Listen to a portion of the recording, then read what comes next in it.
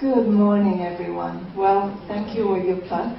I too have enjoyed many journeys from storytelling that I never expected to have. I started out as a storyteller, I guess, in 1998, and it was a wonderful American storyteller called Kathy Spagnoli who introduced me to it. And then very soon I met Margaret, and she was another great mentor. And it really certainly has enriched my life. I only started feeling that I was a storyteller in about 2000, 2001. And now I am a full-time professional. But actually, now I look back, I have always been a storyteller. When I was about 9 years old, I held court in the playground telling ghost stories. And I actually, in the library, the school library, I had a thriving business for a week or two reading people's palms. And that was pure storytelling. And when I was a child, I lived very much in my imagination. And I think that is the key to storytelling, the imagination. Because stories are not really about words. They're about images, about going into the imagination. When you tell a story, the words should come out of what you see, what you feel, what you hear in your imagination. You don't memorize the words. Many people think we've got very good memories. We actually don't. We have, I guess, learned how to live in our imaginations. And what we tell is what we see there. Now, not everybody sees things very clearly in their imagination. Some people hear things, some people feel things. And you can have smells and tastes. But that is the key, I think, to good storytelling, living the story and telling it in the moment as you are living it. And that is also the power of storytelling for children especially. Because when you tell a child a story, children know how to live in their imagination. So it kind of gets sort of socialized out of us as adults. But children live very much in their imagination. And they see in their imagination what is happening in the story. You can sometimes see children actually living the story with their bodies as you are telling it. And so they are actually going into that story in their imagination and living it vicariously. And that is one of the reasons that storytelling is such a powerful educational tool. I would say two reasons for that. One, it's very good for passing on messages. That's why stories have always been used for teaching. When you live that story, you put yourself in the place of the hero or heroine and go through their experiences in your imaginations. The many messages that are in the story are more likely to live in your heart. And that's why really we are very influenced by the stories that we are told as children.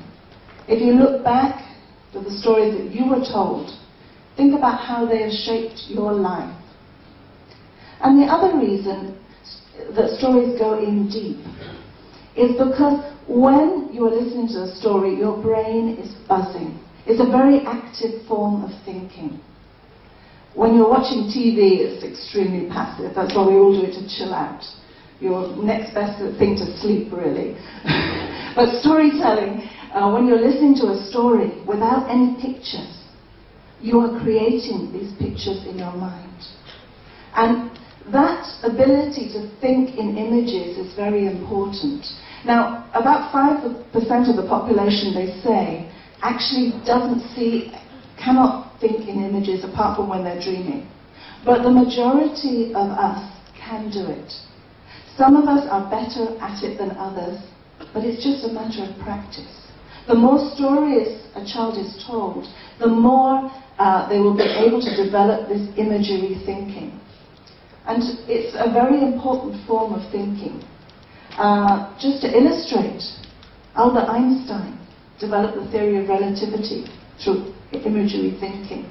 He did all his best thinking by seeing things happen in his mind.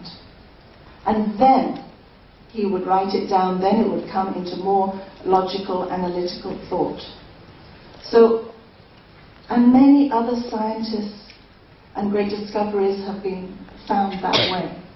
So what happens if we're not able to think in that way?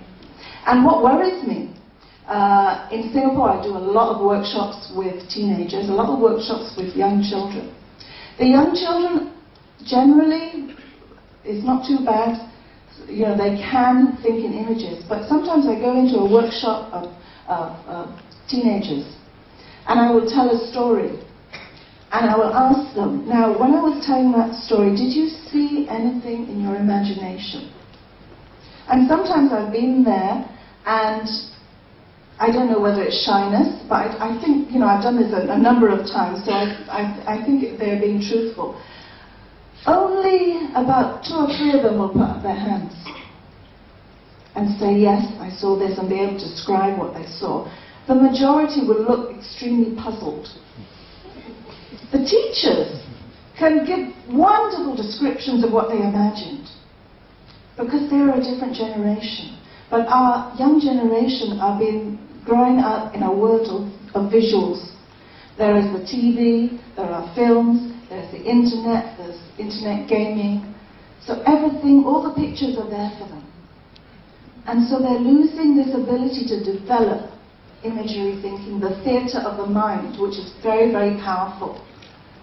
So that's why now, if you're working especially with young children or any age children, tell them stories.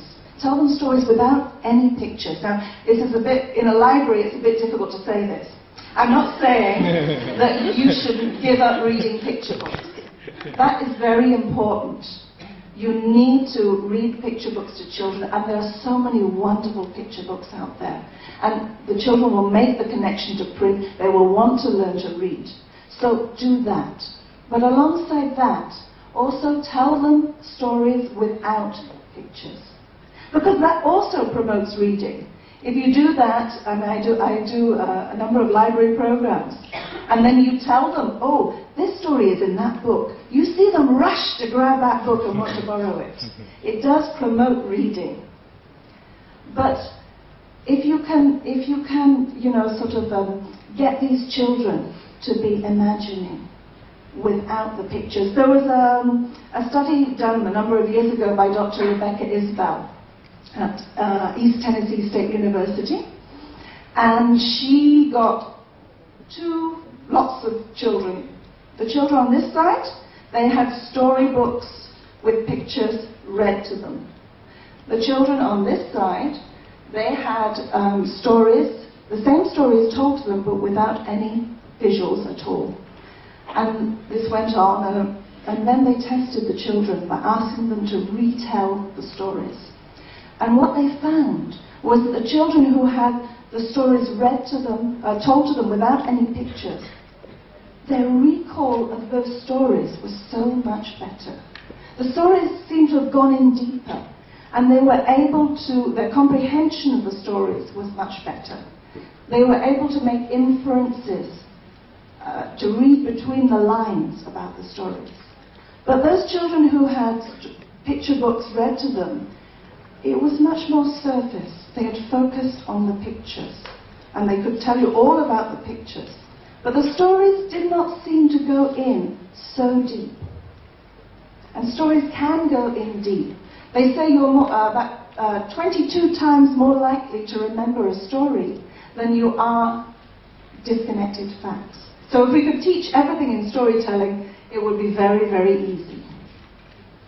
And stories can remember. I know if those of you who do tell stories, you will know that children will remember it. I often go into schools a year later, and the kids will come up to me and tell me exactly, I've forgotten what story I told. Tell me exactly what story I told a year ago. So think what an influence that can be. And also think how useful storytelling is. It's so portable.